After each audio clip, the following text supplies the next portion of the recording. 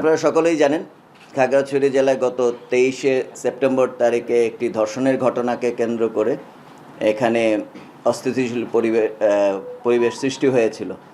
তো আমরা সাথে সাথেই 24শে সেপ্টেম্বর ওই কথিত ধর্ষককে গ্রেফতার করে আমরা পুলিশের কাছে সোপর্দ করি এবং তাকে সাথে সাথে রিমান্ডে নেওয়া হয়। সো সম্পূর্ণ পরিস্থিতিতে এখানকার ছাত্র যুগ্ম জনতা তারা তাদের ব্যানারে এবং এটা সম্পূর্ণভাবে ইপিডিএফ এবং তার অঙ্গ সংগঠনসমূহ এই পুরো ঘটনাকে কেন্দ্র করে তারা প্রথমে শান্তি প্রিয় খাগড়াছড়িবাসীকে নিয়ে প্রতিবাদ করার চেষ্টা করে এবং এটা পরবর্তীতে আস্তে আস্তে 25শে সেপ্টেম্বরে আধাবেলা হরতাল এবং 26শে সেপ্টেম্বর এই পুরা অবরোধ কর্মসূচির দিকে চলে যায় এবং এটা যাওয়ার সাথে সাথে আমাদের এই 26শে সেপ্টেম্বর তারিখে শান্তিপূর্ণভাবে সব কিছু হচ্ছিল, যেখানে বাংলাদেশ সেনাবাহিনী তাদের সাথে কোনো কিছুতে জড়ায়নি এবং হঠাৎ করে ওইখান থেকেই তাদের একটি দল আমাদের একটি পিকআপকে আক্রমণ করে, যেখানে আমাদের তিনজন সেনা সদস্য আহত হয়। সেখানে বাংলাদেশ সেনাবাহিনী অত্যন্ত মানবিকতার পরিচয় দিয়ে এবং ধৈর্যের সাথে সেই পরিস্থিতির মোকাবেলা করে তাদের সাথে কোনো প্রকার বাকবিতণ্ডায় না গিয়ে এবং কোনো প্রকার বল প্রয়োগ ছাড়াই চলে আসে এবং তাদের সাথে পরবর্তীতে জানানো হয় যে আপনারা এই ধরনের কোনো কিছু করবেন না এবং তাদের যে লিডার হিসাবে ইপিডিএফ কর্তৃক সমর্থিত যে তাদের নেতা ইউখানু মার্মা তার সাথে আমরা যোগাযোগ করার চেষ্টা করি এর আগের দিনই, কিন্তু সেটা তারা পরবর্তীতে পুরো খাগড়াছড়িতে সমাবেশ ডেকে পুরো জিনিসটাকে অন্যদিকে প্রবাহিত করে এবং তার পেছনে ইপিডিএফ এবং অঙ্গ সংগঠনসমূহ সম্পূর্ণভাবে তাকে সাপোর্ট দিয়ে যাচ্ছিল। পরবর্তীতে 27 তারিখে তারা অবরোধ ডাকে এবং সারা খাগড়াছড়িতে অ্যাম্বুলেন্স ভাঙচুর, পরবর্তীতে সাধারণ জনগণের উপর চড়াও হওয়া, এই সব কিছু করে তারা এই পরিস্থিতিটাকে অন্যদিকে মোড় নিয়ে নেয় এবং ছোট্ট একটি ঘটনাকে কেন্দ্র করে পরবর্তীতে স্বনির্ভর এলাকায় তারা এমন পরিস্থিতি সৃষ্টি করে যেখানে সেনাবাহিনী যেতে বাধ্য হয় এবং সেনাবাহিনী মাঝখানে যদি ওই দিন না যেত, সদর জোন কমান্ডার যদি ওই দিন ওদের মাঝখানে গিয়ে না দাঁড়াতো, তাহলে পরিস্থিতি অন্যরকম হতে পারত এবং ওই সময়টাই আমাদেরকে মনে করিয়ে দেয় 19শে সেপ্টেম্বর 2024 সালকে, যেখানে ওই একই এলাকায় তারা তাদের ওই এজেন্ডা বাস্তবায়নের জন্য সেখানেও চেষ্টা করেছিল অস্থিতিশীল পরিবেশ সৃষ্টি করার জন্য এবং সাম্প্রদায়িক দাঙ্গা তৈরি করার জন্য এবং সেখানে 3 থেকে 4 জন মৃত্যুবরণ করেছিল তাদেরই দল এবং তাদের ওই বহিরাগত সন্ত্রাসীরাই দেশীয় অস্ত্র এবং অটোমেটিক অস্ত্রের মাধ্যমে গুলি করে তাদেরকে হত্যা করেছিল। তো তারই ধারাবাহিকতা এবারও তাদের এই পুরো পরিকল্পনা ছিল এবং আমাদের তড়িৎ অ্যাকশনের ফলে তারা ওইখানে কিন্তু কোনো কিছু ঘটে নাই এবং সম্পূর্ণ ডিজএঙ্গেজ করে পুরা শহরে আস্তে আস্তে এটা ছড়িয়ে পড়তে যাচ্ছিল। মহাজনপাড়া, তারপর ইয়াংডং বৌদ্ধবিহারে সন্ধ্যার সময় আপনারা দেখেছেন যে এক পার্টি আরেক পার্টিকে অ্যাটাক করার চেষ্টা করেছে এবং সেখানেও কয়েকজন আহত হয়েছে। সেই আহতদেরকে সেনাবাহিনীর সাথে সাথে কিন্তু হাসপাতালে এনে উন্নত চিকিৎসার জন্য চট্টগ্রাম মেডিকেল কলেজে পাঠানোর ব্যবস্থা করা হয়েছে। তো একই সাথে আমি বলতে চাই, বাংলাদেশ সেনাবাহিনী কিন্তু প্রথম যখনই ধর্ষণের যে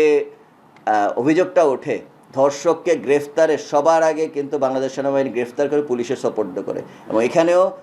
কথিত ধর্ষককে আমরা গ্রেফতার, এটা আইনের আওতায় আনা হবে। তো এই পুরো আইনি প্রক্রিয়া ফলো না করে ওরা সরাসরি চলে যাচ্ছে বিভিন্ন প্রকার প্রতিবাদ মিছিল সমাবেশ, যেটা পুরো খাগড়াছড়িকে তারা অচল করে দেওয়ার চেষ্টা করে এবং সেটা সাম্প্রদায়িক দিকে নিয়ে চলে যাচ্ছে।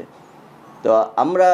এই পুরো জিনিসটাতে বলতে চাই, তার পরবর্তীতে কিন্তু প্রশাসন এবং পুলিশের কিছু করার থাকে না। সো প্রশাসন এবং পুলিশ এক্ষেত্রে খুবই তড়িৎভাবে 144 ধারা জারি করে এবং এই 144 ধারা পুলিশ এবং এপিবিএন একই সাথে বিজিবিকে কল করা হয় এবং বিজিবি সেক্টর তাদেরকে নিয়ে এসে আমরা বিজিবি, পুলিশ, আনসার, ভিডিপি সবাই একসাথে খাগড়াছড়িতে আমরা সেনাবাহিনী পুরোপুরি সহায়তা দিয়ে পুরো পরিস্থিতির নিয়ন্ত্রণে নিয়ে চলে আসি 27শে সেপ্টেম্বর এবং এই পুরা কৃতিত্ব এখানে আমি যাদের বললাম তাদের সবার, এবং আমরা চেষ্টা করেছি তাদেরকে বারবার যারা প্রশাসন এবং পুলিশের মাধ্যমে তথ্য দেওয়ার, যে আপনারা এই পুরো জিনিসটাকে সমাধান করেন। এবং এখানে আমি বলতে চাই, আমি সাথে সাথেই এইখানকার যারা মুরব্বী শ্রেণীও আছেন, এইখানে সকল দলমত নির্বিশেষে সন্ধ্যার সময় ডেকে আমি তাদেরকে অনুরোধ করেছি, এবং তারা বলেছেন যে তাদের ছাত্র জনতা যারা এই গ্রুপটা আছে তাদেরকে কনভিন্স করার চেষ্টা করবেন, এবং তারা ফেরত গিয়ে অনেক চেষ্টা করেছেন। কিন্তু দেখা গেছে ইপিডিএফ এবং এই অঙ্গ সংগঠন তারা খাগড়াছড়িতে পরবর্তী 28 তারিখে সফল হতে না পেরে তারা চলে গেল গুইমারাতে, এবং সেখানে গিয়ে একইভাবে এই পরিস্থিতির উদ্ভব করলো, এবং সেখানে অলরেডি ওই দিনই দেখা গেল যে 3 জন মারা গেল এবং আরও অনেক আহত হলো। এবং এই টেকনিকই তারা সবসময় ফলো করে যাচ্ছে, এবং ভবিষ্যতেও নিশ্চয়ই আরও ফলো করার পরিকল্পনা রয়েছে। এবং এতে বহিঃশক্তির অথবা এখানকারই একটা মহল তাদেরকে পেছন থেকে সাহায্য করছে, এবং সর্বোপরি ইপিডিএফ সবাইকে বোঝানোর চেষ্টা করছে যে একমাত্র তারাই এখানে সকল কিছু কন্ট্রোল করবে। তো আমরা এই ইপিডিএফ এবং তার অঙ্গ সংগঠন সমূহকে আহ্বান জানাই সবসময় যে পরিস্থিতি শান্ত রাখুন, এবং বাংলাদেশ সেনাবাহিনী সবসময় এই অঞ্চলকে স্থিতিশীল রাখার জন্য চেষ্টা করে যাচ্ছে। এবং দিন শেষে মহিলা এবং কোমলমতি ছাত্রছাত্রী শিশুদেরকে সামনে ঠেলে দেয়া, এটা কোনো কিছুই ভালো বার্তা বহন করে না। এবং